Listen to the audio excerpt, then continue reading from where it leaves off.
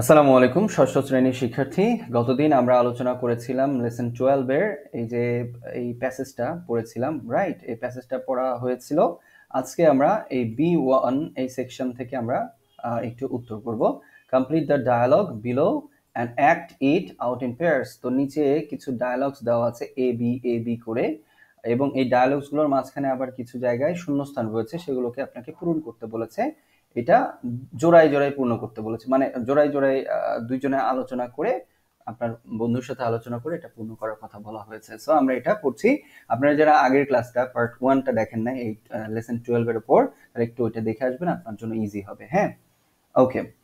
So এখানে বলতেছে, দেখেন, এ are there any rivers in Birishiri? বিরিশিরিতে কি কোনো নদী আছে? এবার বি বলতেছে, ইয়েস দেয়ার আর, হ্যাঁ সেখানে আছে। There are two rivers, the Someshwari and the Kanksa.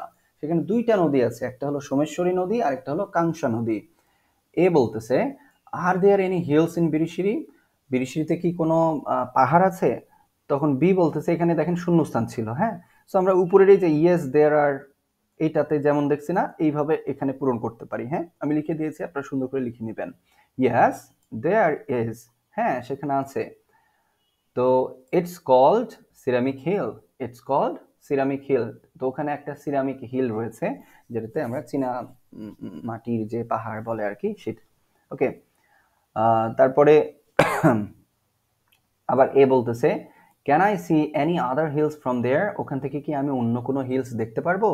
Yes, আমরা আগের প্যাসেজে কিন্তু পড়ে আসছি যে আমরা ইন্ডিয়ার যে হিমালয়, মেঘালয় আছে, সেটা আমরা দেখতে পারি ওইখান থেকে। হ্যাঁ, বিরিশিরিতে গেলে। সো বি বলতেছে, ইয়েস ইউ ক্যান, হ্যাঁ তুমি পারবে। You can see the hills of, অর্ধেক দেওয়া আছে, এখানে আমি পুরোটা লিখেছি, আপনি এখান থেকে জাস্ট এই হিলস অফ তো দেওয়াই আছে, এটুক কেটে দিব। হ্যাঁ, হ্যাঁ, এখন দেন এইটুক দেওয়ার পরে আপনি এই যে লাল অংশটা আছে না, এই লাল অংশটা আপনি লিখবেন। হ্যাঁ, তো you can see the hills of Indian state of Meghalaya state from there. Okay, Meghalaya, এখানে আপনি জাস্ট মেঘালয়া যদি বলেন তাও হবে। হ্যাঁ, আপনি এই যে টোটালটা আমি একটু ছোট করে দিই, তাহলে সুবিধা হবে। হ্যাঁ, আপনি এখানে জাস্ট মেঘালয়টা দিয়ে রাখেন। হ্যাঁ, এটা আপনাদের জন্য ইজি হবে এবং বলেও আপনি শান্তি পাবেন। Okay, very good. So just Meghalaya state from there, তো এখান থেকে আমরা মেঘালয়া স্টেটটা দেখতে পারতেছি, রাইট? বা মেঘালয়া হিলসটা দেখতে পাচ্ছি। আসলে you can see the hills of Meghalaya, Indian স্টেটে এটা অবস্থিত। তো সেই মেঘালয়ের কথা এখানে বলা হয়েছে। ওকে, সো আমরা মুভ করছি পরেরটাতে। এখানে পুরোটা আপনি বললে কোনো অসুবিধা হইতো না, আমি ছোট করে দিছি তাই আর কি। হ্যাঁ, এই নাম্বারে আবার বলতেছে, দেখেন, আর দেয়ার এনি টেম্পলস? ওখানে কি কোনো মন্দির আছে? তখন বি বলতেছে, ইয়েস দেয়ার আর, হ্যাঁ সেখানে আছে। You can see the Dasabusa temple, তুমি সেখানে দাসাবুসা টেম্পলটা, মন্দিরটা দেখতে পাবে। And the Ramakrishna and Loknath Baba temples দেয়ার, সেখানে রামকৃষ্ণ এবং লোকনাথ বাবা নামেও কিন্তু দুইটা টেম্পল রয়েছে, মানে মন্দির রয়েছে, সেটা আমরা কিন্তু পড়েছি। এগুলো দেখা যাবে বা দেখতে পারবে। তো আমরা উপরের এটার উত্তর কিন্তু পেয়ে গিয়েছি, আপনারা সুন্দর করে খাতার ভেতরে উঠিয়ে নেবেন। হ্যাঁ, ওকে, আমরা যদি B2 তে চলে আসি, তাহলে আমরা এখানে দেখব discuss the following questions in pairs. এটাও বলেছে এই কোয়েশ্চেনগুলা দুইজনে মিলে একটু আলোচনা করতে বলেছে। হ্যাঁ, সো এই জায়গাটাতে আমি যদি এখন একটু পড়ে দিই, সো এটা আমি আলাদা করে আপনাদের জন্য লিখে রেখেছি উত্তর সমেত, আমি নিয়ে আসছি। এই যে দেখেন, এইখানে দেখেন একই জিনিস। B2, discuss the following questions in pairs. Okay, so first question কি, in which district Susang Durgapur located? হ্যাঁ, এখানে বলেছি যে সুসাং দুর্গাপুর, এই যে সে লোকেটেড, এটা যে আছে এটা কোথায়? হ্যাঁ, এই জিনিসটা আমরা এখানে জাস্ট দেখার চেষ্টা করব। ওকে, এখন মনে হয় আপনারা দেখতে পাচ্ছেন, রাইট? আমি এটাকে আরেকটু ছোট করে দিই। হ্যাঁ, এবার আশা করি এটা সুন্দরভাবে দেখা যাচ্ছে। আচ্ছা, সো আমি একটু আবার বলছি। In which district Susang Durgapur located? তো সুসং দুর্গাপুর কোন জেলায় অবস্থিত? আমরা পড়ে আসছি, Susang Durgapur is located under Netrokona district. উত্তরগুলো সুন্দর করে লিখে নেবেন। হ্যাঁ, তারপরে দেখেন how far is Susang Durgapur from Dhaka, Dhaka থেকে সুসং দুর্গাপুরের যে দূরত্ব কত, 170 কিলোমিটার আমরা পড়ে আসছি। সো লিখবো Susang Durgapur is about 170 kilometre far away বা ফার ফ্রম ঢাকা। ওকে, তারপরে 3 নম্বর কোয়েশ্চেন দেখেন, what is the function of the cultural academy of Durgapur. এখানে ফাংশন বলতে বোঝাচ্ছে কাজ। এই দুর্গাপুরের যে কালচারাল একাডেমি রয়েছে সেই কালচারাল একাডেমির কি কাজ, হ্যাঁ কি কাজ আছে, এইটা এটা এটা জানতে চেয়েছে এখানে। হ্যাঁ, তো আমি এখানে যদি এই পাশে একটু বড় করে দিই, তো এখানে দেখেন উত্তরটা লিখেছি আমি যে the function of the Cultural Academy of Durgapur is preserving and promoting the culture and tradition of the indigenous groups, যে আদিবাসী গ্রুপস রয়েছে তাদের যে ঐতিহ্য এবং সংস্কৃতি সেগুলোকে সংরক্ষণ করা এবং অন্যদের মাঝে ছড়িয়ে দেওয়া, এই দায়িত্বটাই আসলে এই কালচারাল একাডেমি অফ দুর্গাপুর এরা পালন করে থাকে। উত্তরটা সুন্দর করে লিখে নেন। 4 নাম্বারটাতে যদি আসি, how can you set you get to Susang Durgapur from Dhaka. আপনি সুসং দুর্গাপুরে ঢাকা থেকে কিভাবে যাবেন, রাইট? এটাকে একটু বড় করে দিলে দেখা যাবে। হ্যাঁ, কিভাবে যাবেন। সো আমরা এখানে এটারও কিন্তু আমরা উত্তর উপরে পেয়েছি। এটা কি লাল করে দিলে মনে হয় একটু বেশি দেখা যাবে, রাইট? হ্যাঁ, একটু লাল রঙের করে দিলাম। হ্যাঁ, ওকে। তো এখানে উত্তরটা কি হচ্ছে দেখেন, you can find direct bus to Birishiri from Mohakhali bus stand Dhaka. এটা কিন্তু প্যাসেজেই আছে, আমরা ওখান থেকে কিন্তু উঠিয়ে দিয়েছি। খুব সহজভাবে আপনারা এই কাজটা করতে পারবেন। It usually takes 5 to 6 hours to get there. এবং আপনি ঢাকার এই যে মহাখালী বাস স্টেশন থেকে সরাসরি বাসে করে বিরিশিরি আসতে পারবেন এবং 5 থেকে 6 ঘন্টা লাগবে সেখানে পৌঁছাইতে। তারপরে 5 নাম্বার যে কোয়েশ্চেনটা রয়েছে দেখেন, why is Susang Durgapur called an unseen beauty of Bangladesh. ঠিক আছে, an unseen beauty of Bangladesh, বাংলাদেশের অদেখা সৌন্দর্য কেন বলা হয় সুসং দুর্গাপুরকে। তো এটার উত্তরটা, আচ্ছা এটাকে একটু লাল রঙের করে দিই। সুসং, আরেকটু যদি আমি এটার একটু বড় করে দিই আরো সুবিধা হবে। Susang Durgapur is a beautiful landscape and it is less known to us.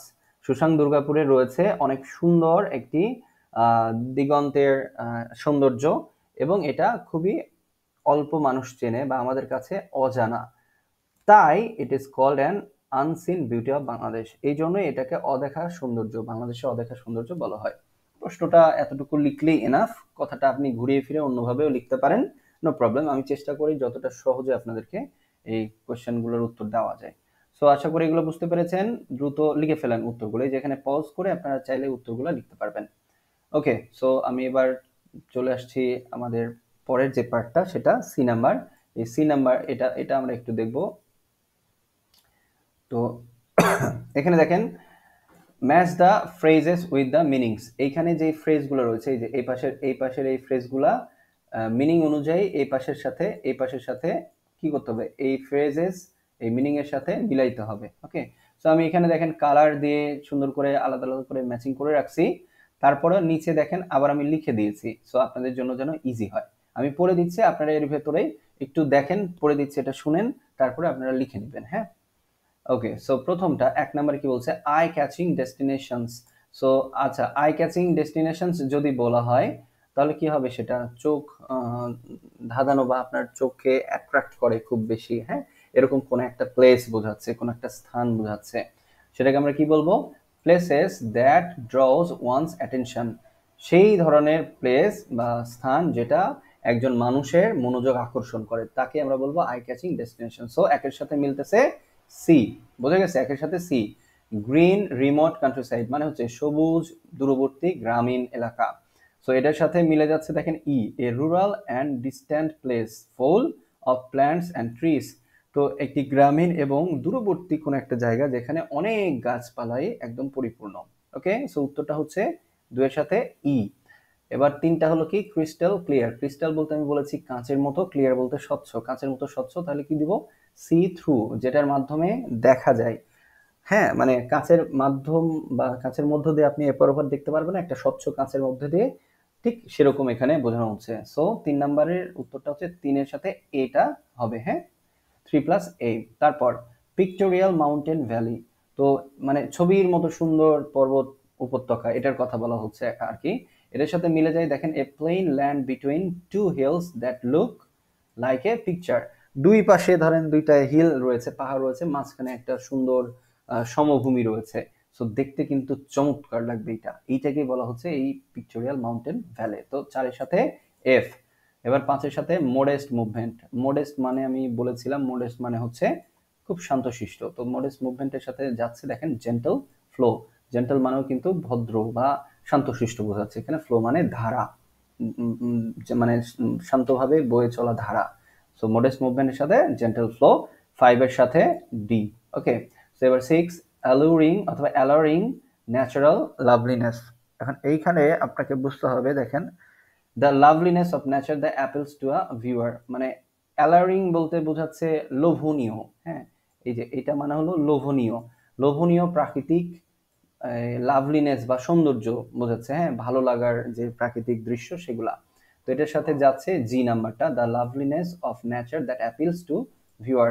তো প্রকৃতির সৌন্দর্য যেটা একটা ভিউয়ারকে, মানে যিনি দেখছেন, দর্শককে কি করে, দর্শকের মনের মধ্যে ওটা দেখার আকাঙ্ক্ষা তৈরি করে। ওকে, সো এখানে আমরা বলবো 6 এর সাথে জি, 6 এর সাথে জি। এবং 7 নাম্বার মোডস অফ ট্রান্সপোর্টেশন, মানে যাতায়াতের ব্যবস্থা বা যোগাযোগের যে ব্যবস্থার কথা বলা হয়েছে। সো এটার সাথে B number, means the of travelling from one place to another. So এটার মানে হচ্ছে এক জায়গা থেকে অন্য জায়গায় ভ্রমণ করা। সো 7 এর সাথে বি। আশা করি বুঝতে পেরেছেন, সুন্দর করে তুলে নেন। ওকে, আমি কিছু মুছে দিই হালকা, তাহলে আপনাদের জন্য ইজি হবে। এই উপরের গুলো আমি মুছে দিলাম। হ্যাঁ, আপনারা শুধু এই যে নিচে দিয়ে রাখছি এগুলো তুলে নেন, এইটা তুলে নেন, তাহলে দেখবেন যে একদম সব ক্লিয়ার, খুব ভালো লাগছে। হ্যাঁ, ওকে, এবারে চলে আসি দেখেন লাস্টের এই D number section. Write a passage on a place of tourist attraction that you know. আপনার জানা বা আপনি চেনেন এরকম একটা এই মানে দর্শনীয় স্থান যেখানে ভ্রমণ করা যেতে পারে, সেরকম একটা জায়গা সম্পর্কে একটা প্যাসেজ লিখতে বলছে, একটা প্যাসেজ লিখতে বলছে। সো এইটাও আমি আপনাদের জন্য লিখে রেখেছি, সেটা আমি এই যে এখানে দেখাচ্ছি। দেখেন এখানে এই যে আমি এখানে পুঠিয়া রাজবাড়ি এইটা দেখাচ্ছে, এখানে পুঠিয়া রাজবাড়ি হিসেবে আমি লিখেছি। সো আপনার এটা যেহেতু আমাদের আশেপাশে রাজশাহীর কাছে, সো এটা আপনি চাইলে অন্য কোনো একটা প্লেসের কথা এখানে লিখতে পারেন। প্লেস সম্পর্কে একটু ধারণা দিতে হবে।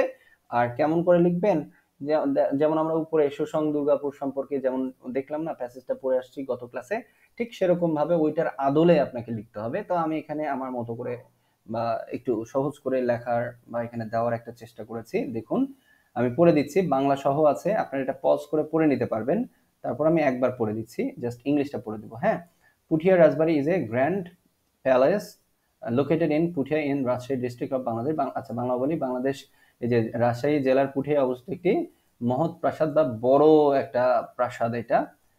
It was built in 1895 by a queen named Maharani Hemanto Kumari Devi in memory of her mother-in-law মহারানী শরৎ সুন্দরী। ওকে, শরৎ সুন্দরীর জন্য মহারানী হেমন্ত কুমারী 1895 সালে এই প্যালেসটা তৈরি করেন। The palace is wonderful example, okay এখানে একটু টেনে দিই, wonderful example of Indian and Islamic style architecture. ঠিক আছে, তো এখানে বলা হয়েছে দেখেন যে আর্কিটেকচার বলতে স্থাপত্য শৈলী। সো এই জায়গাতে এই প্যালেসটাতে ইন্ডিয়ান যে ভারতীয় এবং ইসলামিক যে স্থাপত্য শৈলীগুলো আছে, স্থাপন করার যে ধরনগুলো রয়েছে, ডিজাইনগুলো রয়েছে, সেই ডিজাইনগুলো অনেকটাই এখানে ফুটিয়ে তোলা হয়েছে।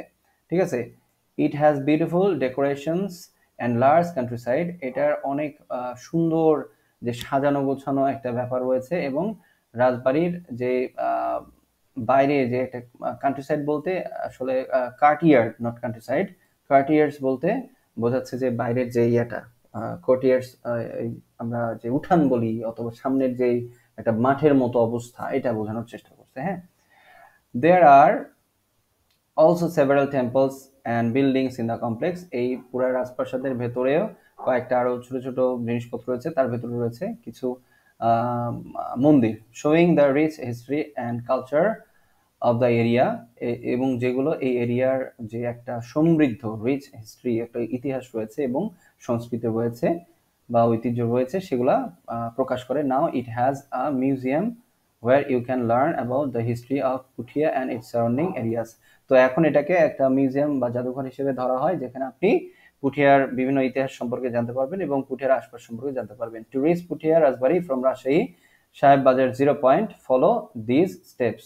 তো পুঠিয়া রাজবাড়িতে যাওয়ার জন্য আমরা রাজশাহী থেকে যেভাবে যেতে পারি সেটা বলেছি। You can take auto from Saheb Bazar 0 point Puthia two Puthia মোড়। তো সাহেব বাজার 0 পয়েন্ট থেকে অটো নিয়ে আপনি সরাসরি পুঠিয়া মোড়ে যেতে পারবেন।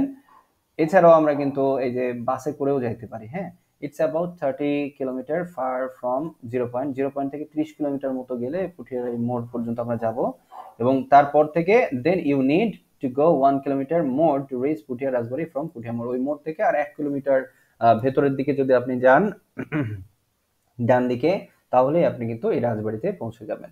সো এই হলো আমাদের এই লাস্টের যে সি সি যে ইয়েটা ছিল সেটার উত্তর।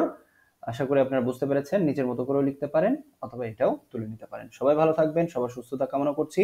অবশ্যই কমেন্ট করে জানাবেন ভালো লাগছে কিনা, এবং আপনারা যারা নতুন দেখছেন আমাদের চ্যানেলটা অবশ্যই সাবস্ক্রাইব করবেন এবং আমাদের ফেসবুক পেজ লাইক অথবা ফলো দিবেন, কমেন্ট করে যাবেন, শেয়ার করবেন, অন্যদের দেখার সুযোগ করে দিবেন। সবার জন্য সুস্থতা কামনা করছি। আল্লাহ হাফিজ।